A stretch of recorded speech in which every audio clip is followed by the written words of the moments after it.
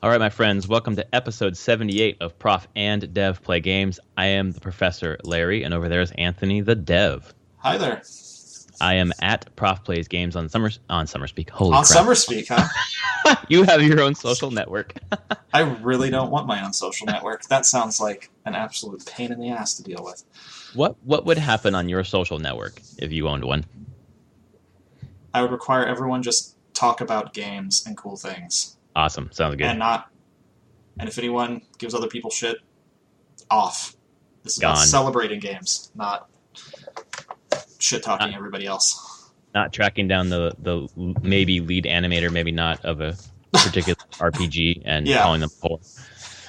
Yeah. By the way, if you did that, you suck. That's terrible. Kind of. Sorry, go ahead. And of course, they got the information wrong, and it's not even like the lead animator.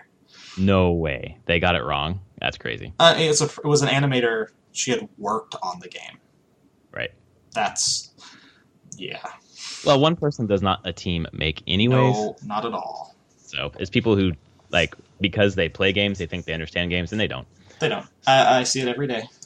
Yeah. It's people who are human, so they think they know how to be human, but they actually don't. So there's that.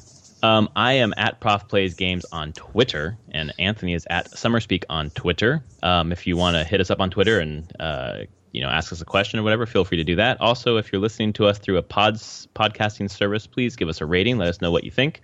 We'd be happy to hear from you.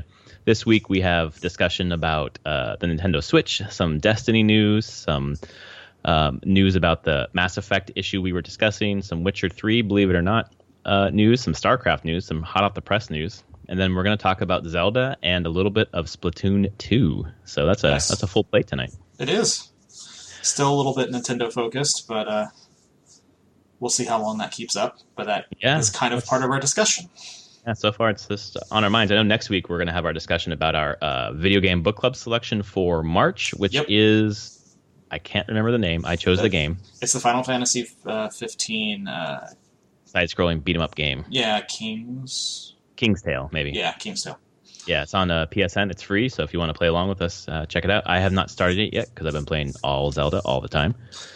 Yeah. I'm glad you reminded me that I have something else to play, or should play. Yeah, this is why I chose a very short game. It's only an hour and a half, so I was very strategic. But we're starting with the Nintendo Switch, and our discussion today is basically what should Nintendo do basically this year to make sure that the Switch is seen as a success by the end of 2017. So maybe I'll start with you. What do you think? Okay. First and foremost, just for them to make a success, they need to make sure that whenever we hit December 31st, sales numbers look really good. Like they can't be supply constrained.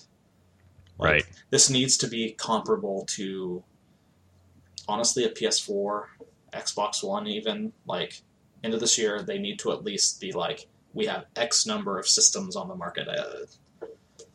Probably between 7 and 10 million. Yeah, I'm thinking the same thing. I'm thinking 10 million, and I'm thinking along the same lines with the supply constraint. Like if it's artificial or not or whatever, if people still can't find a Switch by the end of the year, this thing is a failure. Yeah, it's going to be really hard because I do think it will be a big kind of boom at the start and then bust because people will have other things that they'll move on to. Especially in the holiday season. Yeah. But the key part there is the other thing that Nintendo needs to do to make this a success is a continuous stream of high-quality games that you can only get on the Switch. And this isn't... Like, Zelda is great at the beginning. This should get people talking at least for a month or two. It's already been a month, so probably one more month. But then you should expect that will wane off a bit. And It's like, what do you have? What are you keeping coming out that keeps people talking about the Switch and games on the Switch? Because if that dries up, if they go through a dry period where there's just nothing that people are like really talking about or like penetrating the gamer zeitgeist, it's also going to be probably dead on arrival by end of the year. Yeah, and I agree. I'm a little worried that when the Zelda stuff kind of wanes, we're getting right into Mario Kart 8. I think it's good pacing. Like every 2 months, a big game. Yeah. You go from Zelda to Mario Kart 8 Deluxe to Splatoon 2. But the Mario Kart 8, I guess for me or people who own the Wii U, that's not new. That's a huge game, but it's not new. So I wonder how many people who will have a Switch by then, it will be a new game to them. Probably a good chunk, but we'll see. I mean, I think this Nintendo has a pretty hard balancing act for the rest of the year to just keep the games coming out that people will want, that will keep at least some interest in the Switch, and then also keeping enough stock in the market. Like, you still can't just go out and get a Switch. I saw that Amazon had some for sale end of last week. Briefly, I saw someone actually some yesterday too. Okay, so I mean, they're getting in every once in a while. GameStop has their bundles that they're selling, right? But it's still hard to say how many that actually is in a shipment. And yeah, with the Amazon thing, at least it was up. I think it was up for a good 30 minutes before it sold out. So I wonder how much stock that actually was.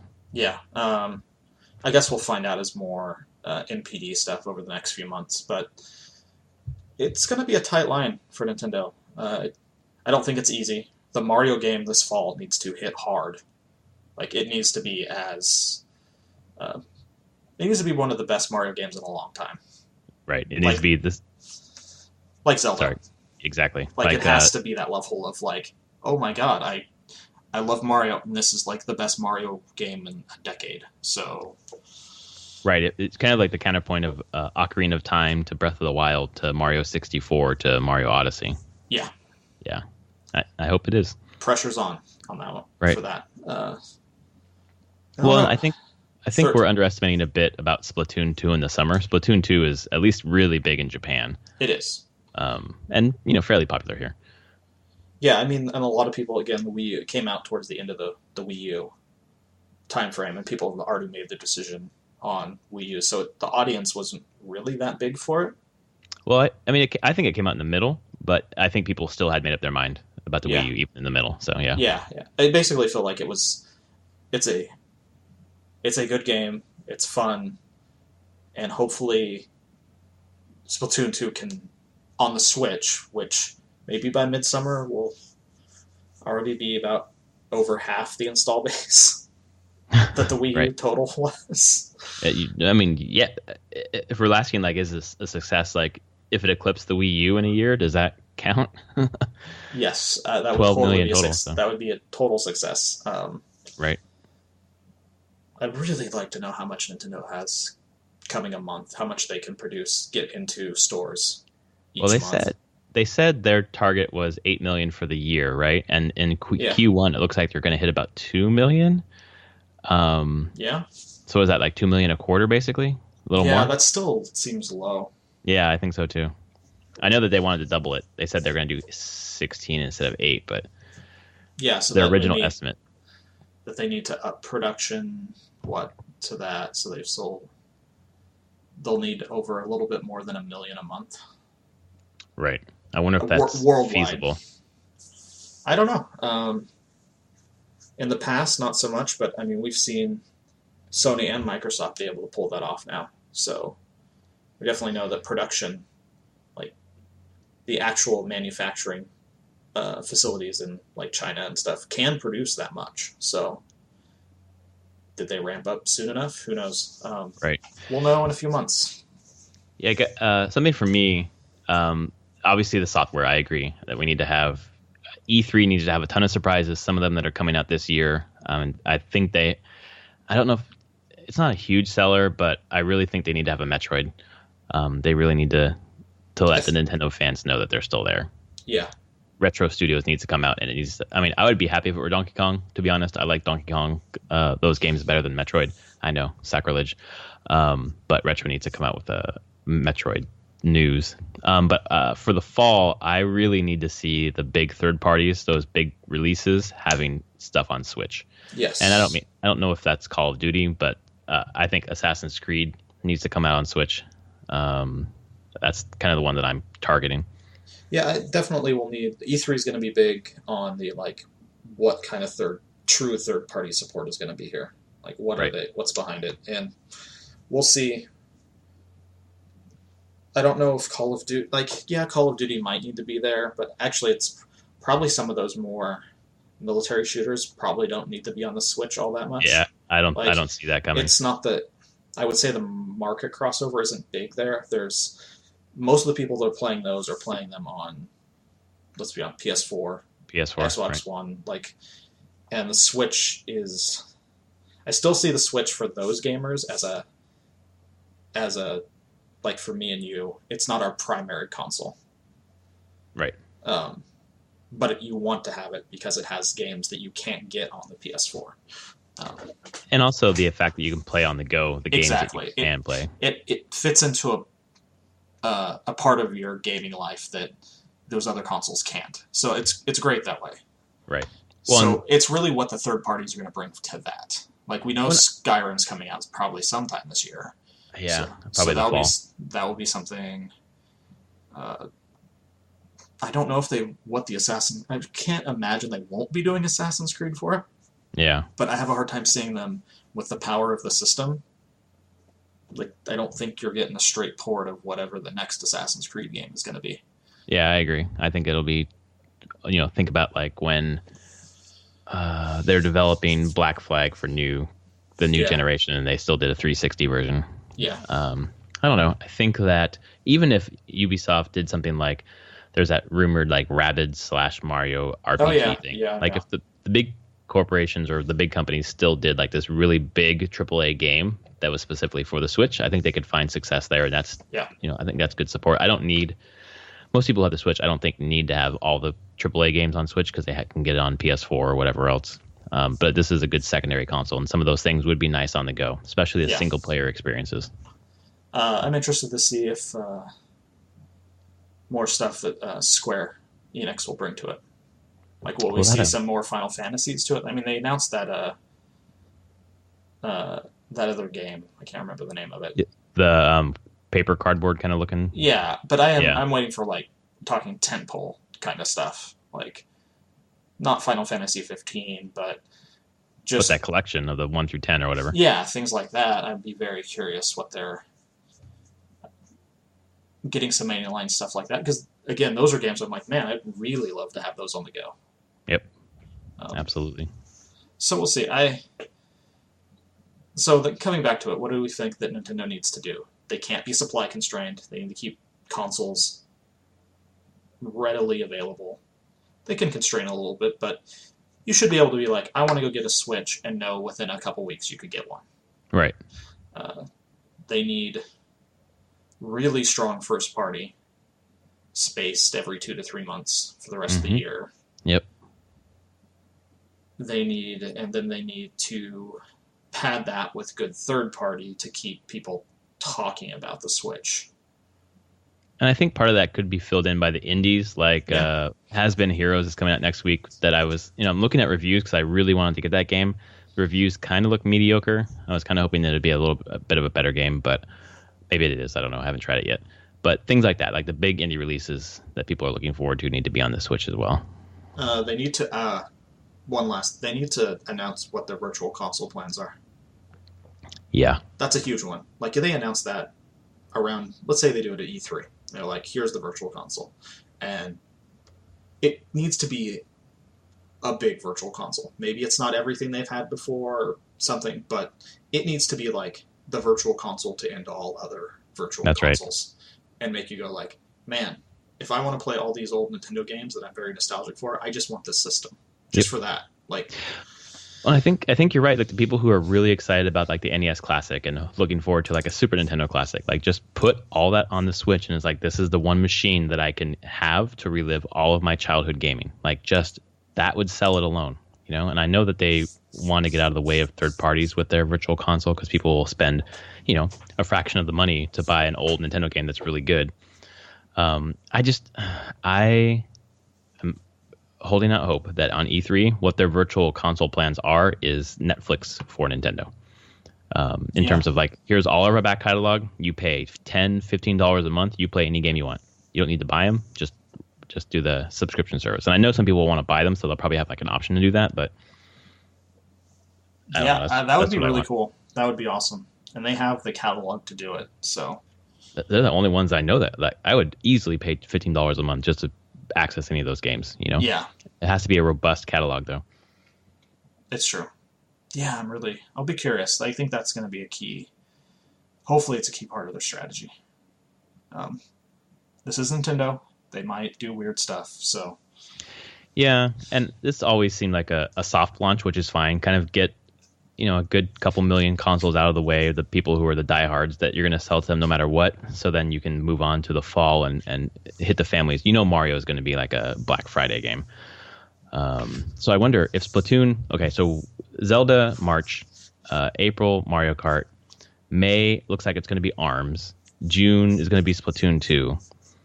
Then we have E3 telling us what's going to come in July and August, September, October. Like what do you think we haven't heard of that's going to hit there? You think Virtual Console? Virtual Console, indie stuff. I think they're going to leave themselves pretty. Isn't there Fire Emblem coming out? Oh yeah, you're right. You're right. It's Fire Emblem. It's not Heroes. That's the mobile Echoes? Game. No, Echoes is the 3DS game that comes out.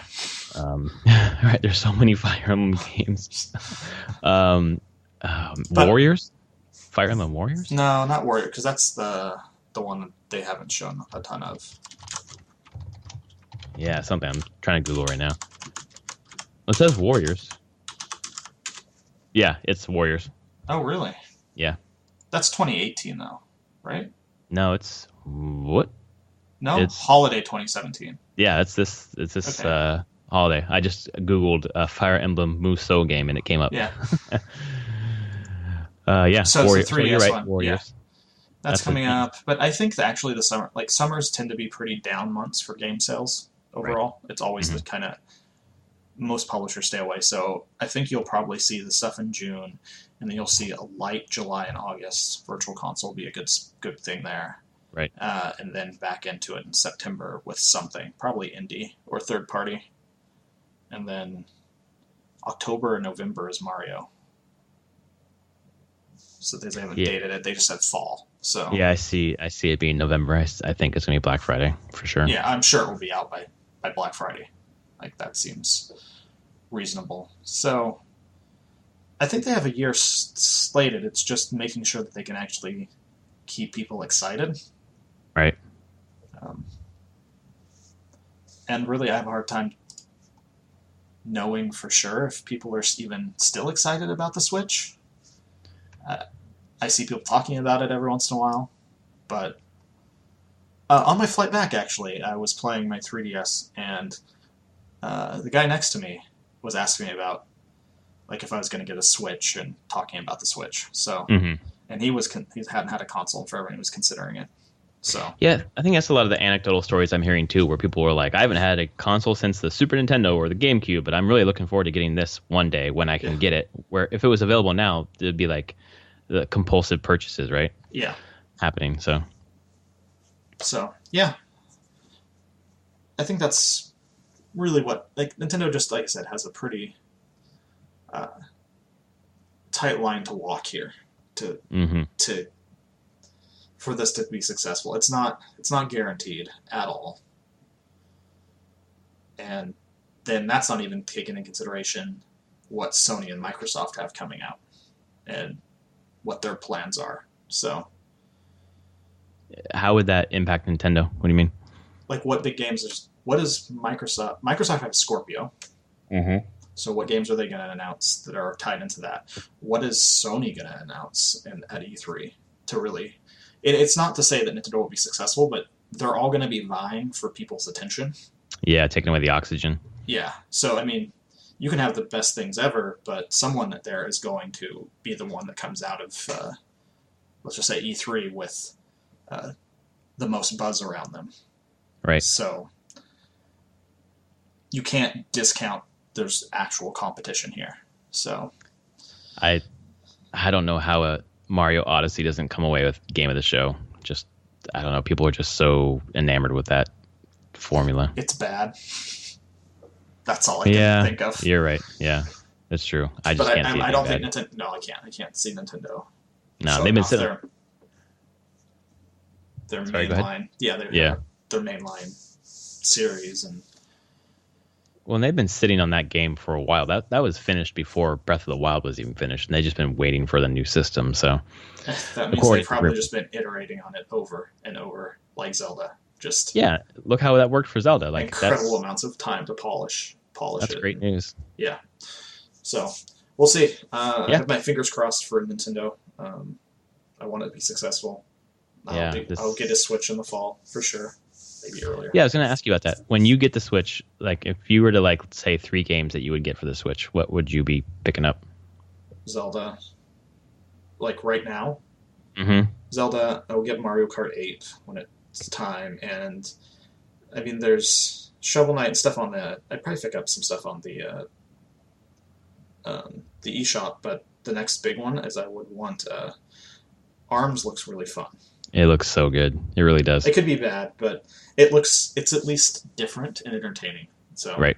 Yeah, something that like your kid could play with you, your son or your daughter, because just like swinging the Joy-Cons around. Yeah. So those are kind of the 3. But if I'm waiting until the fallish time frame, it's going to be like Zelda and Mario and still Mario Kart. I want Mario Kart 8. I can play that with my kids. So good. Please get it.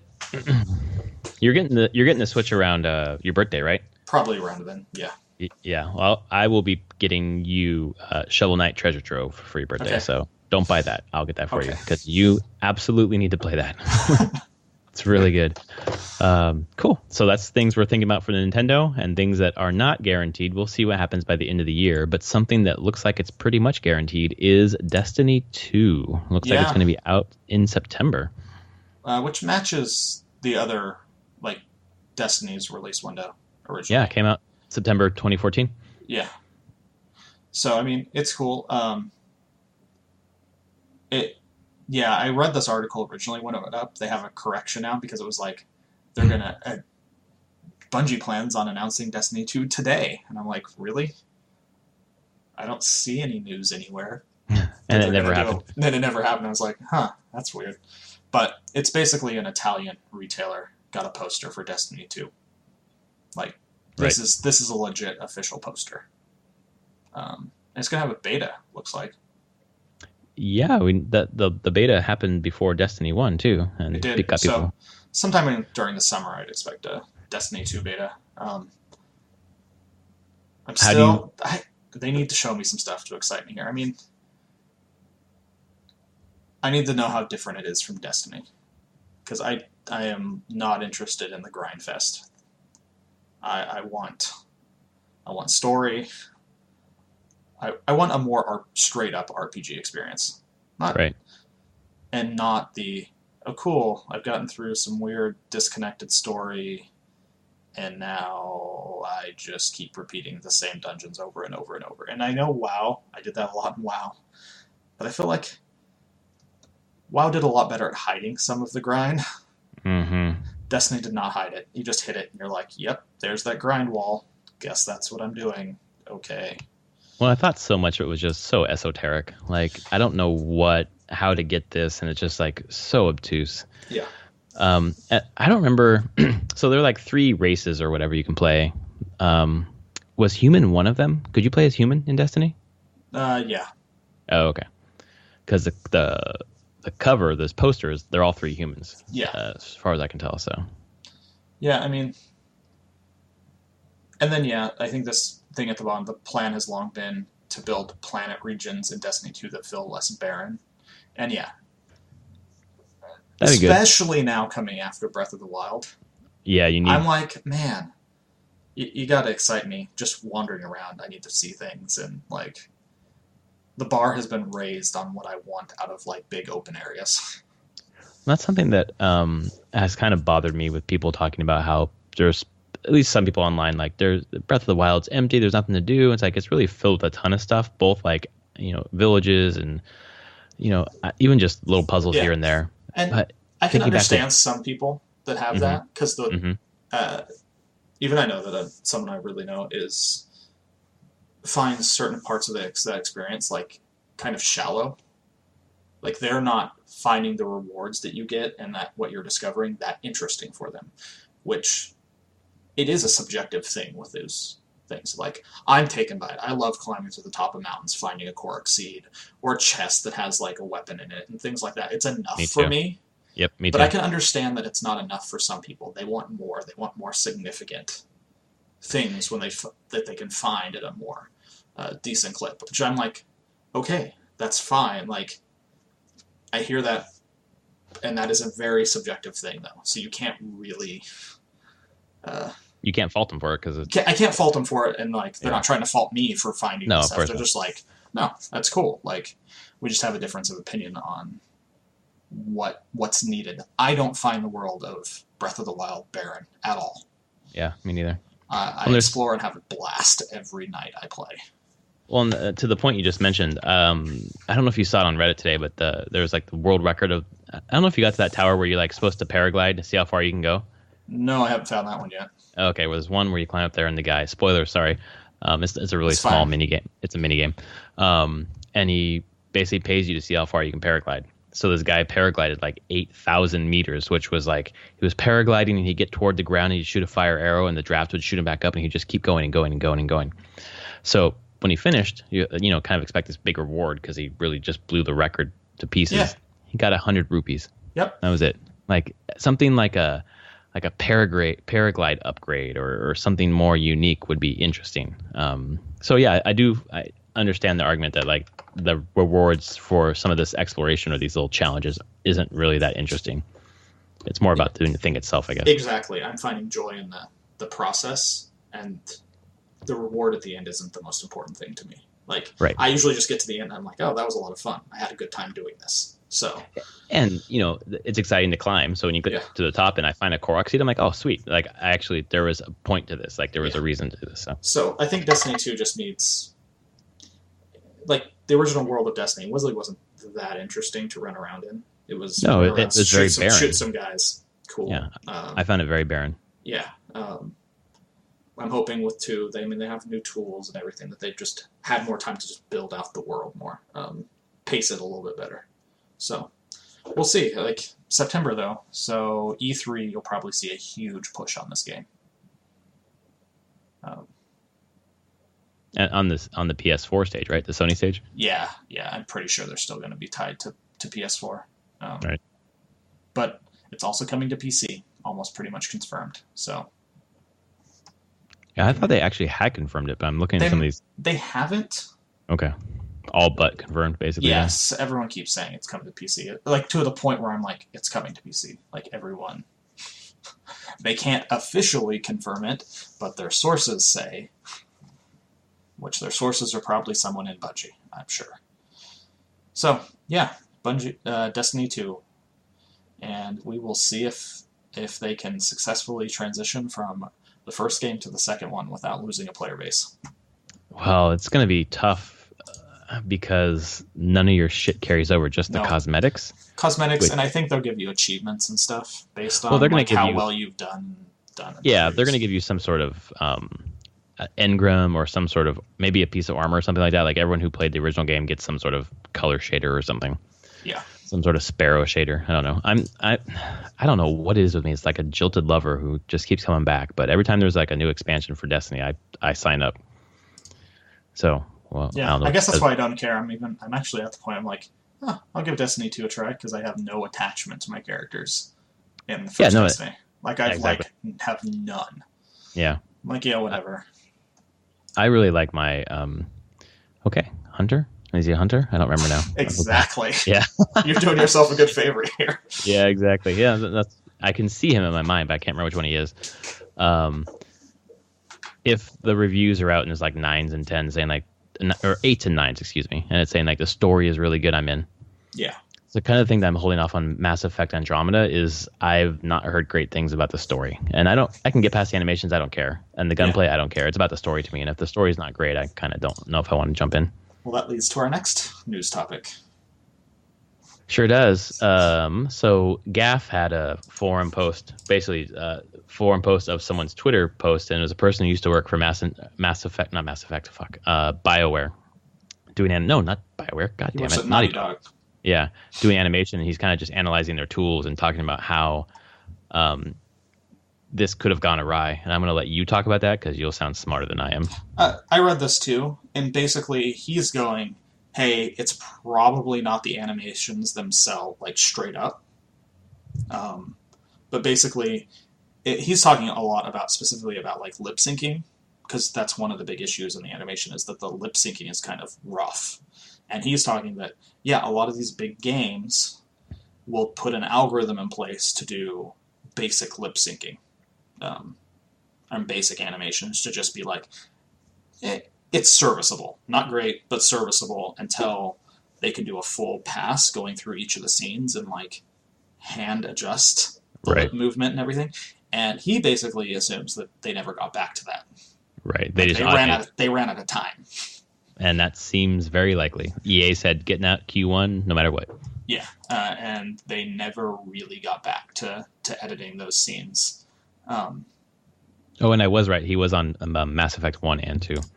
And then now he's at Naughty Dog. That's right. Yeah. And I would actually say, like, Mass Effect 2, it's probably one of the reasons why I really enjoyed Mass Effect 2 is that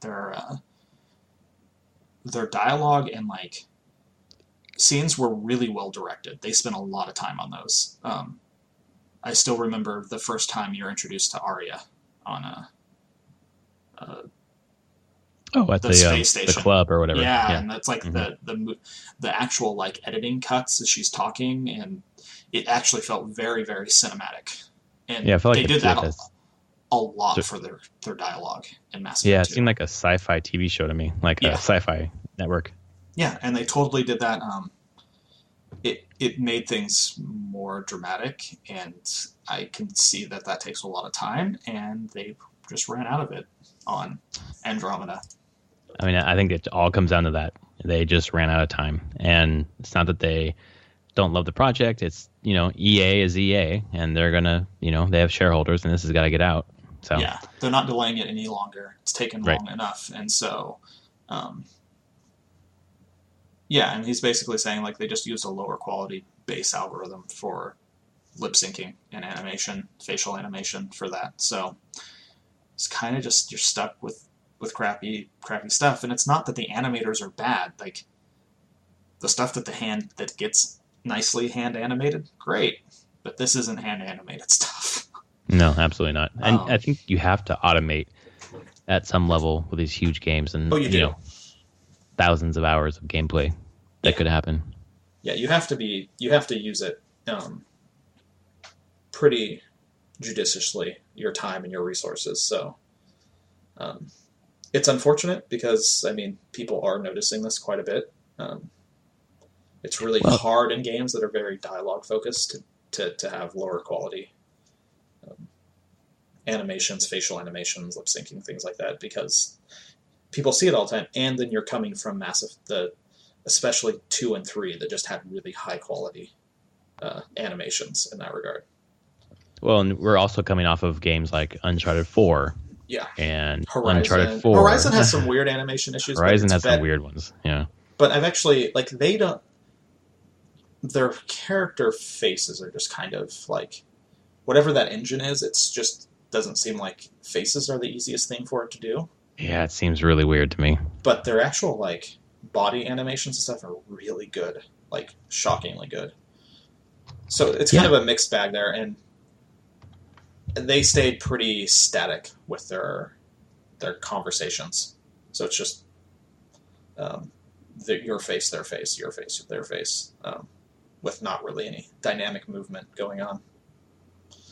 So it's a cost thing, but I think of Horizon as just its normal animation. It's just still playing that just incredible. If you ever just are on a mount, have you rotated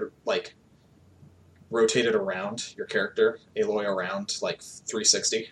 Mm-hmm. You can watch her legs reposition and move around. It's just incredible. You're talking about when she's on a horse? Yeah. Or, sorry, not a horse, but a mount. Yeah. I saw that video. It looked really good. Yeah, I did in the game. I was just shocked at some of the little details they put in there. So that's what comes from having time and money. Yeah. And an engine. Who knows? This is all Frostbite, so new team with Frostbite doing stuff in Frostbite. I guess they had Inquisition. But this isn't the same. This isn't the Inquisition team.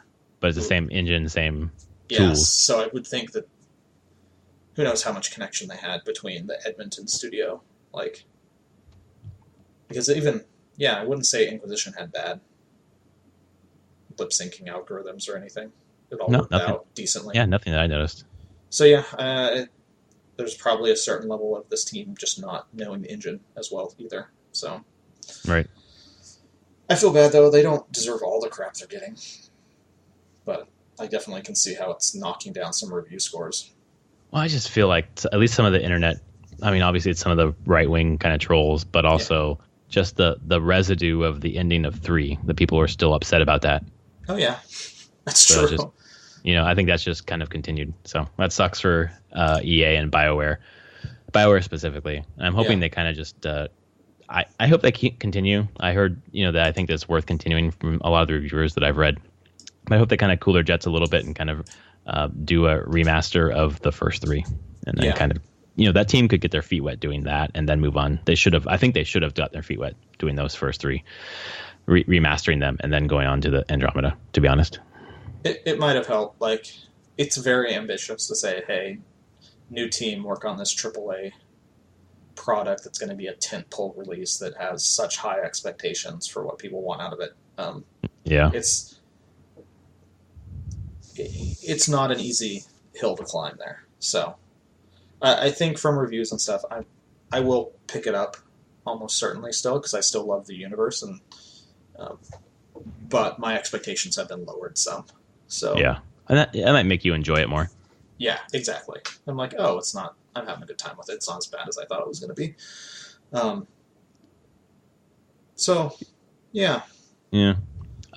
Speaking of a game that has some good animation, and I can't believe we're still talking about this, Witcher. This is a story from Kotaku that just makes me sad as a writer. It's from Jason Schreier, and the headline is, "The Witcher's author says he screwed himself out of profiting off the games."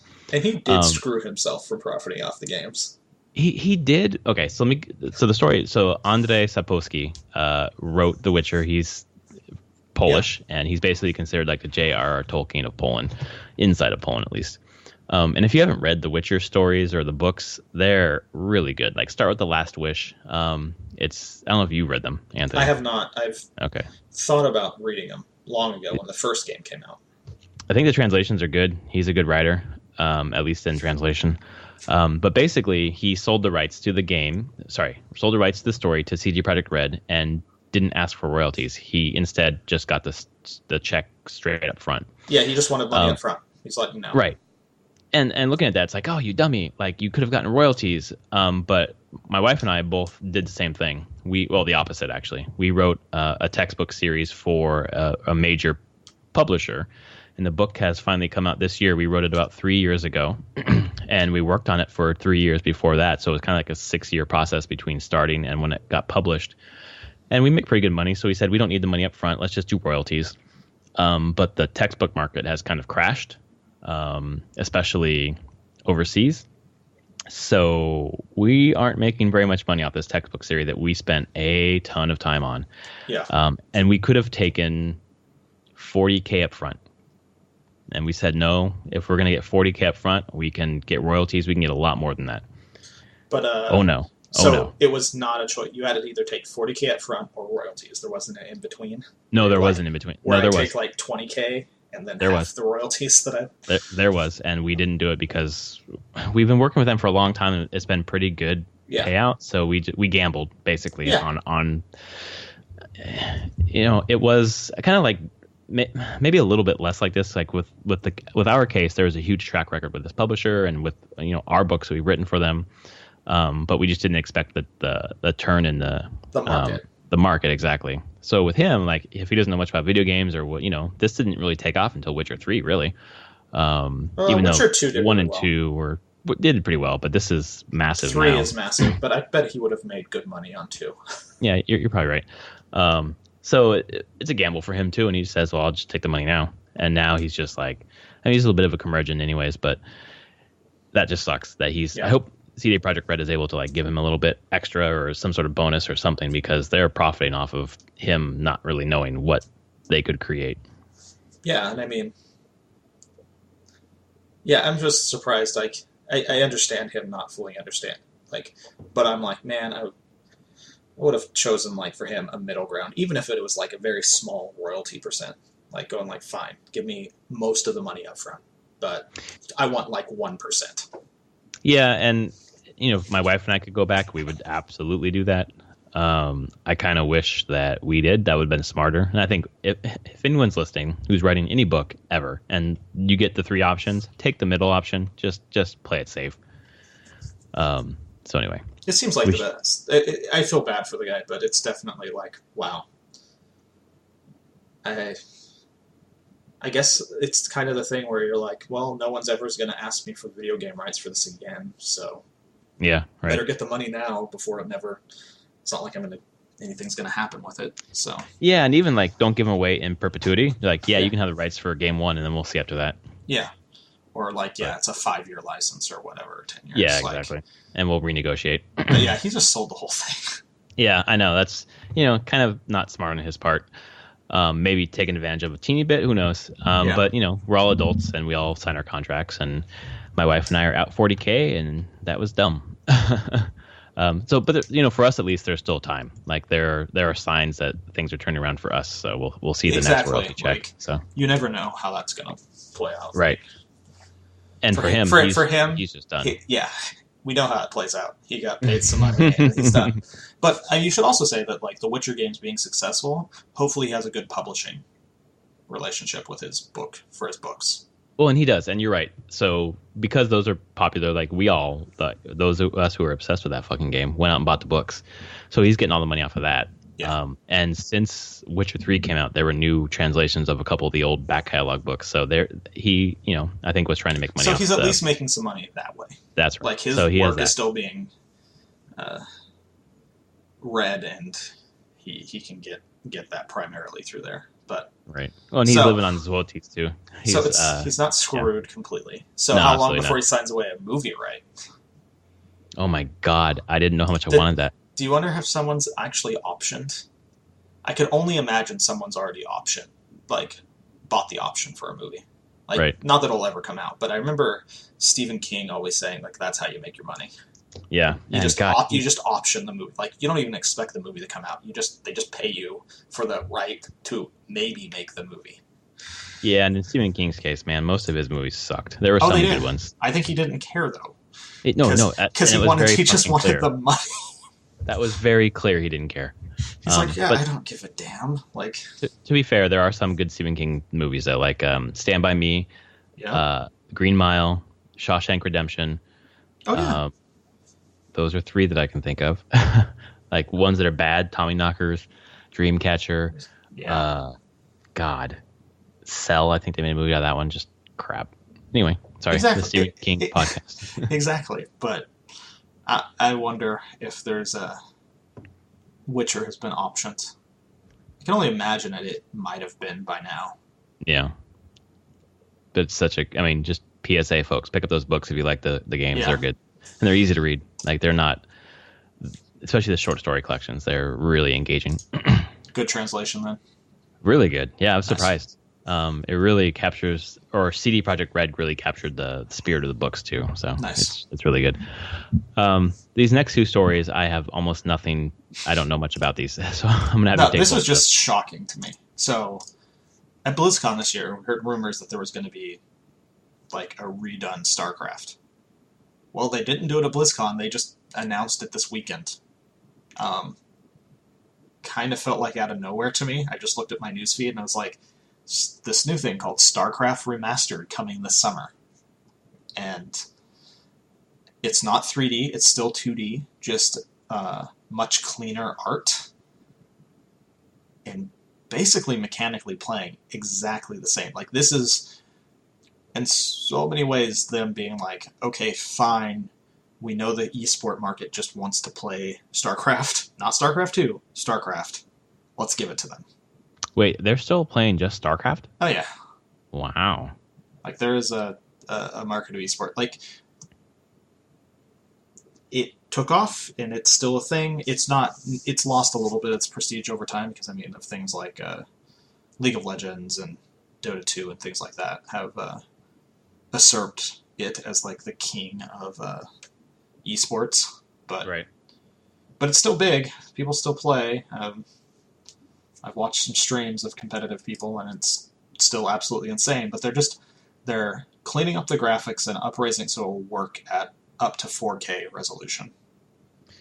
Well, it's interesting when you said that they kind of announced it out of nowhere. I thought the same thing, but apparently it's this huge event in Seoul, Korea, Makes where they total announced sense. it. Yeah, totally makes absolute sense. Yeah, because that's where the esports would be centered. Yeah. So that was cool though. Like it was just out of nowhere, and if this will give people who haven't played it a chance to play it in a nicer, cleaner quality, and it is a really good game.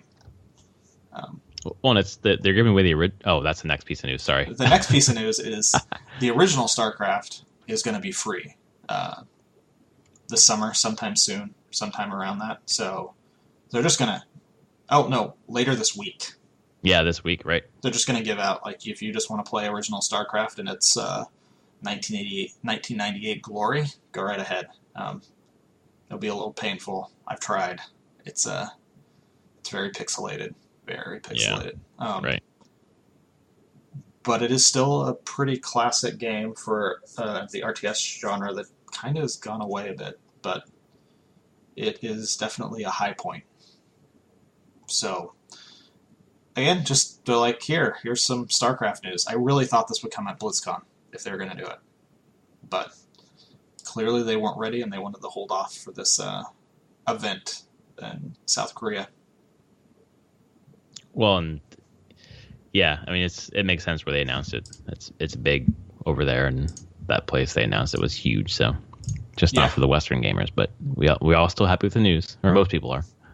I am. Those of us like me who don't really play StarCraft. I know you are. I just don't know much about it. Yeah, I'm very interested to see, even with because I watched the video and they showed like them up-resing it into 4K. It is going to change the competitive landscape because it's not stretching anything. You can just see more of the map on the like wider screen monitors. Kind of like when you played, I don't know, I played Diablo 2 sometimes with a widescreen mod when I'm not playing on Battle.net. Mm-hmm. And you can just see more of the screen. Like Right. It doesn't make it widescreen. It just pushes the UI to the corners more, and you can see more of the map. So I don't know how that's going to change the competitive landscape. I'm not a competitive StarCraft player, but I have a feeling any small thing like that is going to drastically change, like kind of how people play the game. Right. And I don't know if they're going to like it. So we will see. You're gonna pick up that remaster? I'll probably pick up the remaster as long as it's not like crazy expensive. But I'm guessing 20, 30? It's Blizzard, so probably 30. Mm-hmm. They'll charge a premium. Yeah, when maybe it deserves it. Yeah. So I wouldn't mind playing through the story again. Yeah. So. My friend here, Brad, you met him. Yeah. Keeps kind of bugging me to play StarCraft 2, and there's so much to play, I really haven't gotten around to it. So maybe one day. One day. But until then, I'll be playing this one little game called Breath of the Wild, which we're about to talk about. Yeah. But before we do, I want to talk quickly about the Splatoon 2 test fire, because it's very short. They had like 5 different 1-hour events over the weekend to play Splatoon 2. It was global. God damn, it looks sharp. It really looks good on the Switch. If you played Splatoon, it's exactly the same. I mean, it's different maps, and you get some different guns and a little bit different mechanics. Like you get the dually, like pistols, basically. You're kind of like I forget what it's called in Counter-Strike, but just two pistols. And then you can roll. There's like a roll mechanic where you can roll out of the way of something. And it's like Inkjet, where like one of your special powers, you kind of like float in the air and then shoot just like a fire hose of ink all over the place. It's pretty fun. But I was curious to see how the Wi-Fi would work. The Wi-Fi is not the strongest, and if I would be able to like maintain a match, and it worked perfectly. There was almost no problems. The problem I had was that my wife was streaming a show at the same time, and we had to shut that off so I could play the game. I couldn't stream them both, unfortunately. But it looks on that screen. I know it's 720, but it looks really good.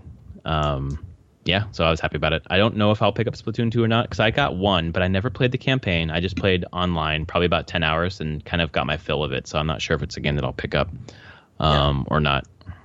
I guess you got some time to figure it out, though. Yeah, it comes out in the summer, and we'll see what other modes and things there are. You'll see how much time you have in the summer. Oh, at that point, you're right. I probably won't pick it up because I'll have a baby. So I don't know if I will be even playing that game. So yeah, we'll see. It'll depend. Yeah. I will say the games that have multiplayer games are hard. Yeah. With young kids, because you never know when you'll be interrupted and being like, well, guess I'm going to lose this match because I have to go deal with puke or poop or screaming. Okay. I think I won't play multiplayer games anymore. It's okay. Well, I totally agree with you. I think you're 100% right, obviously. The thing that's interesting about Splatoon 2 or even 1, your online matches are never longer than 2 minutes. And I know you can obviously get interrupted at any time, but that's true. A lot of I guess if you're just like, fine, I lose, whatever. Yeah, so 2 minutes, I think he probably bangs them out, but we'll see. I think I might still be playing. Well, it's Zelda, and then I'll get back to Horizon, and then I'll move on to Mass Effect. So those 3 games are probably what's going to take me to baby being born. Yeah, I can see that. So how many hours you put into Zelda? I haven't actually checked. I have no clue. Oh, okay. But I've definitely played...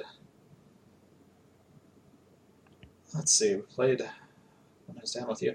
I'm probably around 30. Okay. Maybe a little bit more. Mm-hmm. Yeah, I've, as of last night, uncovered about half of the map overall. Oh, nice. I'm in the Lost Woods, actually. Oh, I have got to get there, because I know it's at the end of that. I've seen what's at the end of it. Yeah. And I do not have the hearts to get it. Apparently you need at least 13 or something 13. Like that? Yeah. But it's there, staring me in the face. But what? Okay, so whoever's listening to this, like, we're doing Zelda the rest of the podcast, and we're going to spoil, like, what we've played so far. I assume we're going to talk about what we've been doing. Yeah. So if you don't want to hear it, go ahead. Yeah, if people don't want to hear it, they can go away. Although I've been finding that personally, I'm having a great time, like, listening to anecdotes from other people about the game. I can't stop. I'm watching videos. I'm listening to I love it because it's so different. It doesn't really spoil anything for me because I'm going to approach it like a completely different way.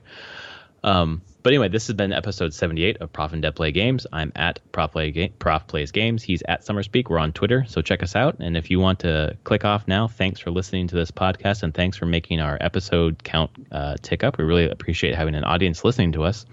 If you don't care about spoilers and want to listen to Zelda, well, we're going to get into it right now. What the hell do you need 13 hearts for? To actually pull the sword from out. Damn. Okay. So if you want the Master Sword, you need 13 hearts. Because it'll take 12 and a half of yours? Something like that. I don't know exactly how it works. So basically, you go up to it and it says you're not strong enough to do this. You pull, and if you have less hearts, then you just pass out or die or something. I haven't tried it. But it's basically like, guess what? You can't do this. What about if you have like the yellow hearts over top of you? Doesn't help. Nope. Needs to be 13 actual hearts. No temporary hearts do not matter. Clever. Yeah, so I'm still there last night because there's actually 4 shrines there. Mm-hmm. Like there's the Korok Forest. So I found our Hetsu. Yep, found Hetsu again in there, and I've upgraded a number of things now. Because I had a ton of Korok seeds saved up. Nice. So found him, but then you do that, and there's a shrine in the middle of the Korok Forest, and then 3 shrines around it, kind of in the Lost Woods, and then you have the shrine itself has nothing you have to do in it. It's all about getting to the shrine. So is that the one where you're following the guy? That's the last one I have to do, and I hate that. God. I hate it so much. Have you read about it? No. Okay, so it was someone posted an article on Polygon or Kotaku or something that said this is the worst quest in the entire game by far. And have you tried it yet? Oh yeah, I did it like 3 or 4 times last night. I got the farthest I was like 3/4 of the way through.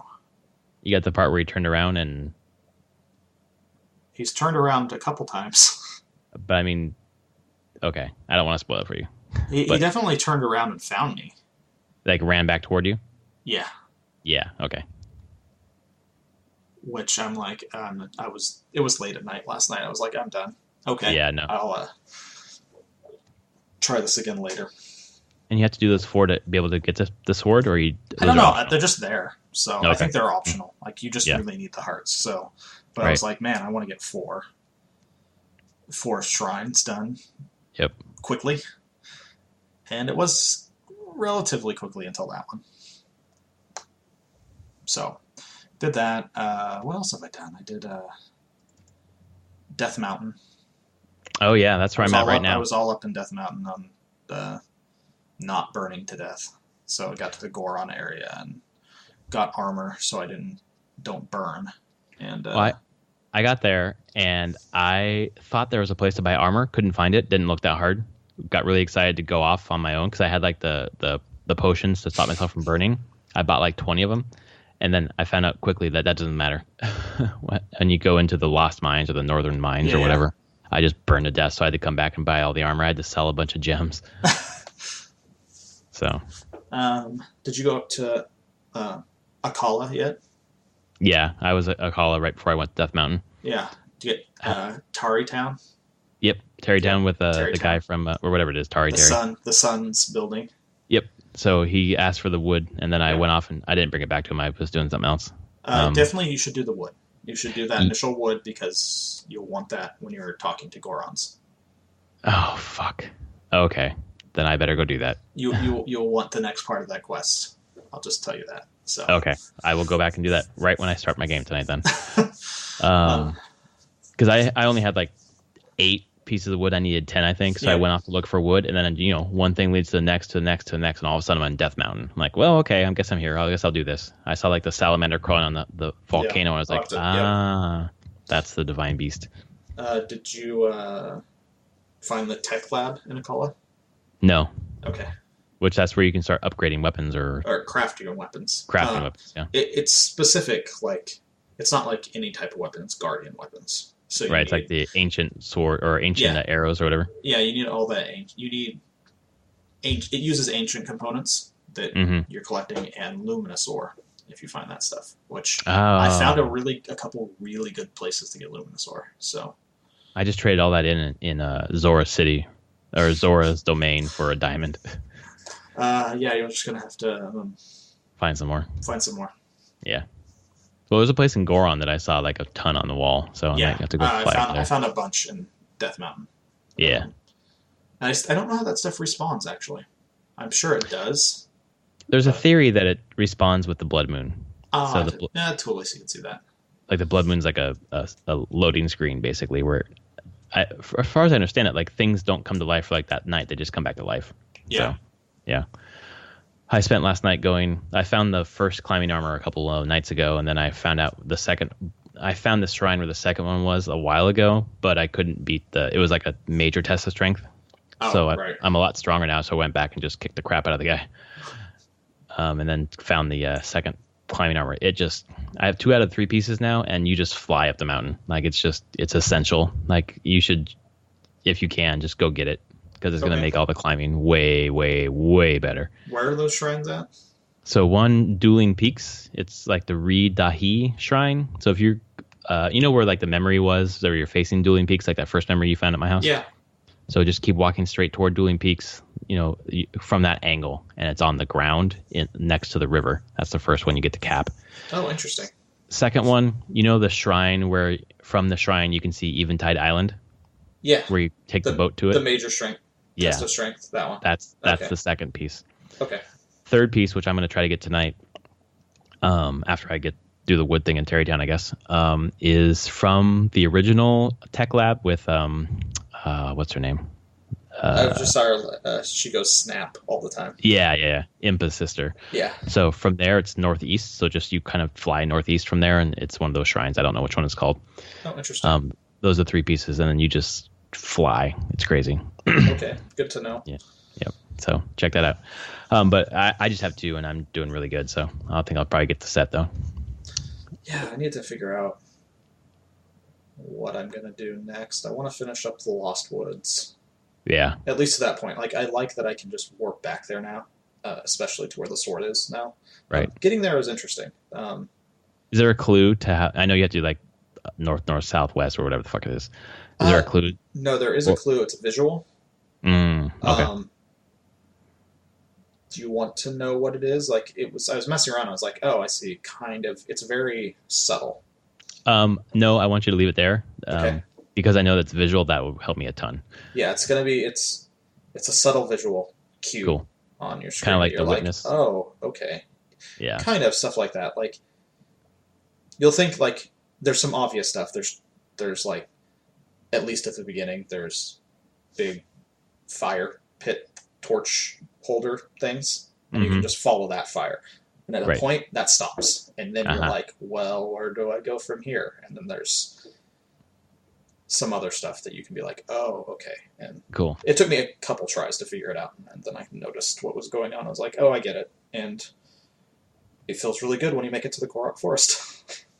Because then you get to warp there from then on, right? Yeah, once you find it, like, it took me a while running around the Korok Forest, and I was like, oh, there's a shrine in the center, like, towards the center of it. I was like, that's good. Yeah. I don't want to ever do that again. Right. So that's there. So I want to do that, and then I need to figure out. I think I'm going to go down. I want to do another. Yeah, probably the Gerudo.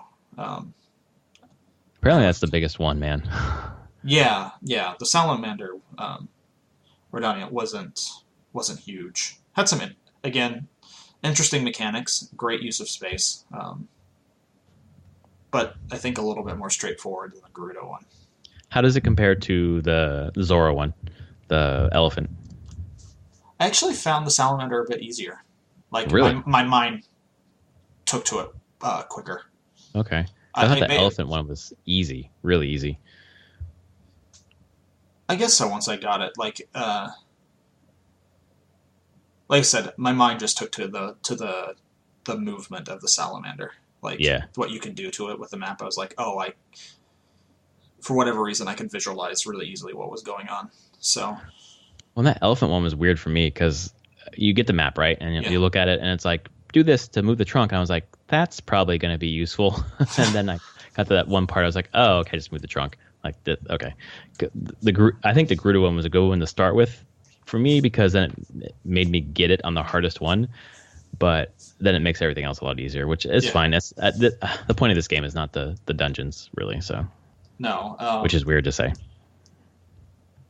Although getting to them is actually a pretty big process. Yeah, I think that's kind of the bigger puzzle. Yeah, of it. It's like when people talk about the dungeons in this game, I think the dungeons themselves are smaller, but the act of getting to the dungeon, the Divine Beast, is part of that as well. So combined total, like, I think the Redania took me like 2.5, 3 hours total. Is that where I'm at? Is that Redania? Yeah, that's the one. From like whenever you start the quest to go up the mountain to it, to getting in it, to finishing it, took I think about 3 hours, 2.5, 3. It's like finding the guy in the North Mind is part of it, right? Doing that whole thing. Yeah, like there's a process to it. So I'm finding that the whole aspect of it very, very fun and interesting. I've enjoyed that. I kind of want to do. There's the Gerudo one, and then there's the big bird one as well that I've seen in the distance a couple times. Well, I've seen that bird in the distance from like maybe like the first 10 minutes, and it took me till I beat the second Divine Beast to say, "Oh, I think that's a Divine Beast." Oh yeah, yeah. I didn't realize that till much later. Which I've kind of wanted to try that one because I assume it's going to require lots of paragliding, and I enjoy paragliding. Which sounds fun as hell. So we'll see. I still have like most of the southern map to explore. Which I assume is the desert is down there. Yeah, southwest is the desert. Yeah. I think I have like 3 more sections to unlock. I kind of went on like a tower unlocking binge where I didn't really do much in the area, but I unlocked towers and got shrines. So yeah, there's been a couple nights where I've done that, and I found just randomly came across one other memory. In Akala, actually. There's one up in there. There's a memory in Akala? Yeah. But one of the stables, I talked to someone there. Like, they told me to go to there's Southeast. like a shrine of power or something. Oh, really? No, yeah, they told me, and I was just going there to explore. I didn't expect to find a memory. Oh, okay. I'm thinking of not Akala, but the one, I think it was Hebra, or maybe it was Hebra, like Southern Hebra. Or at the stable, someone says, "Oh yeah, here, let me see your picture." Oh yeah, that's just southeast of here, just right in front of the. Yeah. Did you do that one? No. Oh, okay, that one's super easy. I think the townsfolk will actually give you, like, stables and stuff will give you good clues on where to go. Well, and the guy who's painting, you always find him at the stables. The guy painting. Yeah. He's the one who'll look at your pictures and tell you where to go. Yeah. But I just found that clue like really straightforward. Yeah. So in a good way. Yeah, I think that's how I'm going to find a lot of this, because I want some more of the memories, like, and piecing together some of the story, and it's interesting. The way that they're telling it, I love it. It's just, it's not a ton of exposition. It's just like vignettes, and it fills in a lot for me. I really, really like it. Yeah, I agree. I was trying to think. I don't think I'll be playing tonight because I just want to actually go to bed. I was up till like 1 last night playing. So damn! I play it. I need a little. I've been up really late most nights playing because you just get into it, and I just don't want to stop. Like, it's hard to stop. Yeah, it is. I'm just absorbed. I like the world. I like exploring. There's always something new to find, or like you just finish something and you're like, oh, but I see something else now. There's a shrine right there. I'm going to go to that shrine and beat that shrine. Oh, come out of that shrine. You're like, well, I could stop here, but I wonder what's up on that hill. Yep. Like, I wonder what vantage I can get from up there. So, yeah, I played for like another hour and a half last night or the night before because I was like, oh, what's over this hill? What's over there? And I just kept going and going and going. Okay, I gotta go to bed. Yeah. I'm shocked at this game. Like, it's good. It's still really good. I'm over 50 hours in, and I normally would be wanting to shut down a game at this point. Like, I'm done. Like, I'm nowhere near done. I am in love. I have 2 more Divine Beasts to go. I could go beat Ganon right now. I don't want to. So I watched a speed run. Oh yeah, me too. I really wanted to see some. I saw someone beat it in sub 50 minutes. Yep. I mean, they skipped all the cutscenes, so I don't feel ruined there. Like, I have no clue about any of the story. Right. They just ran to Ganon, and I was like, holy hell, Hyrule Castle is going to be an absolute bitch to get through. Dude, I went to Hyrule Castle like 20 hours ago just to get high-level weapons. I recommend that. Okay. Because you get a lot of really good weapons. And then just, when it gets too hot and heavy, just warp out. But that's true. You end up getting like 10 good weapons. So, and I had a shield that lasted me forever. Are you just finding them from chests or from enemies around there? I'm finding them on the ground. They're just in chests. They're scattered on the ground. I found a Frostblade was just in a pile of rubble. Oh, I got a Frostblade, actually. Oh, nice. Okay. I got a Frostblade and a Magma Blade, actually. Oh, nice. Those weapons are cool because they help you with the environment. Yeah, I can see that. Strap it on. Run around Hebra with I have like a fire staff or whatever. Oh, and then nice. I found this gate, and behind the gate I saw like a little orange. Like, there's a shrine back here, and there's like a snowball puzzle, and I figured it out, and just with a snowball, it was really fun. And you get in there, you're like, okay, you figured it out. Here's your reward. I've actually found, like, in the last couple nights, a lot of shrines like that. Like, I finally hit a bunch of that are just like the actual challenge is getting to them, and then when you get in, it's like, no, it's cool, you're already done. I love that. It's so good. I was surprised because since being down with you, and then the first couple days, I was not finding almost any of those. Yeah, they're all like, come in, do something, then get it. Yeah, and it's kind of switched over the last few nights where I'm finding a lot more of the external challenges.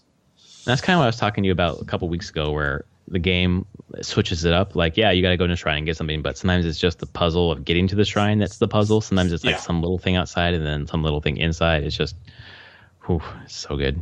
Yeah, I'm having a blast, and I can't wait to keep playing more. Like, yeah. I'm gonna have a hard time saying that this won't be my game of the year. So I feel bad for every other game this year, and there's so many good games. There's going to be good games, and I'm just trying not to think about it. I'm like, well, right now they're going to be compared to this game, so that's where we're at. Right. No, it's. I can't believe if another game comes out that's better than this. Holy crap! Hell, this is an amazing year.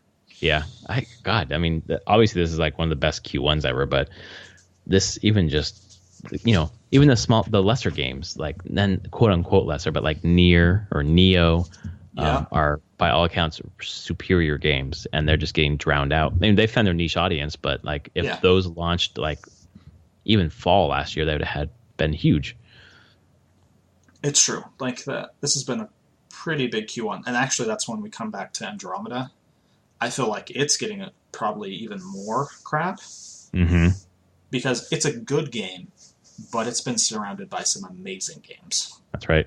Yeah, to follow up on Horizon and Zelda. Yeah. Yeah, it's kind of a disappointment. Like the bar has been set high in these months. So, and I have had a friend who just played through all of Nier and loved it. So I'm very interested in trying that. Like I trust their taste, and if they're like, yeah, they really liked it, I'm pretty sure I'm gonna like it quite a bit. And they said it's just weird and strange and just different, but plays superbly. Well, if it's anything like that demo, man, it is. It's definitely a game I want to get this year. So that's on my list. Like I just, but nothing else on my list matters until I get through Zelda. And that's like another. What do you think? In middle of April? Yeah, maybe that seems about right now. Maybe longer. Yeah, maybe longer. It could be. It could be the beginning of May. Like I could see myself taking all of April to get through this game. I assume there's going to be at a point where I'm going to do all the divine beasts. I know that. Yep. And then I will do probably some more shrines along the way. But like, I'm kind of feeling like my goal is moving to get divine beasts, get 13 hearts, get master sword, go beat the game. But I also want to get all the memories. Like that's. Right. I'm feeling like I'll do shrines along the way, but I'm not going to hunt out every shrine. I don't care that much. I don't care about getting every Korok seed. Yeah, I really just care about the divine beasts, the memories, and finishing the game. So. Yeah, I think I'm probably on a similar arc. I find myself not like when I beat Ganon, I kind of just want to be done with the game for a long time. Yeah. So I don't want to leave things behind. I don't think I'll do all the shrines, but I do want to kind of seek out quite a few. But then like the smaller stuff, like a lot of the armor sets and all that stuff, like I want to do eventually, kind of leave it for something to come back to. Like seeing someone on a stream, I jumped in real quickly that had like an armor of 88. Like defense? Yeah. Damn. I was like, what armors can I get in this game, or how? Like I haven't even seen like all the upgrades. Like, I've upgraded my armors, like my Hyrulean set once, but it's still question marks what upgrades it farther for me. Yeah, you mean like at the fairy fountain, right? Yeah. Yeah, I did it once too, like in hour 15, and I'm at hour 50, and I haven't upgraded anything since. I should probably go back and do that actually. Now that you mention it. Yeah. I should do a lot of cleanup stuff tonight. But yeah, there's a lot of cleanup. Like that's. Yeah, like things you like leave. You're like, I'll do that later, and then like the third piece of the climbing armor, or give the wood to the Bolson guy or whatever. Yeah. But we're going to LA on Tuesday, and actually, believe it or not, I'm not taking the Switch. Probably a good plan. Yeah, I want to just not detox, but it's spring break for me, and I'm doing a lot of grading, and I want to read some baby books and kind of just like be away for a couple of days from. Well, yeah, it's you and your wife. It's your kind of last outing before baby. Before baby, yep. It's probably good to just take some time spending it around each other and not with distractions. So right. And then next week or week after, I have a conference in Oakland that I am taking a Switch on, and I purchased a power bank and a travel case, so I'm ready to go. Awesome. Now that's when you can get some good time time in. Well, and those power banks, like the Eurogamer just did a review of 3 of them, and the most expensive one is kind of overkill. It's $50. The one I got was $24. Like, and it's really a really good one. So it's pretty cheap. I was surprised. Nice. The case was the same, $24. I should put that just on my wish list to have for a power bank. Wouldn't be bad in general, even without a Switch. Yeah. Well, yeah. Look up the Eurogamer. It's like Eurogamer Nintendo Switch power bank or something like that. Nice. Yeah. So. So next week we'll talk about our King's Tale game. We'll both try to find an hour and a half to actually play that game, but that feels weird. It does right now. I'm like, wow. I have to actually find time to play other games. Yeah. I just want to play this game. I know, it just feels like an hour and a half to play something else. That seems like a waste. Yeah. But I'll probably try to knock it out at some point. Well, I mean, I will. I want to talk about it next week for sure. And then next week you'll choose our next game. Yeah, I need to do that. And it can't be Zelda. Okay. I know. I almost chose it this time. All right, man. Well, thanks so much for talking with me tonight. Thank you. Yeah. And thanks to everyone for listening. And we'll see you next week with episode 79. Wow. We're moving on. This has been 78. Thanks so much for being with us. Thanks, everyone. All right. Talk to you later. Bye. Bye.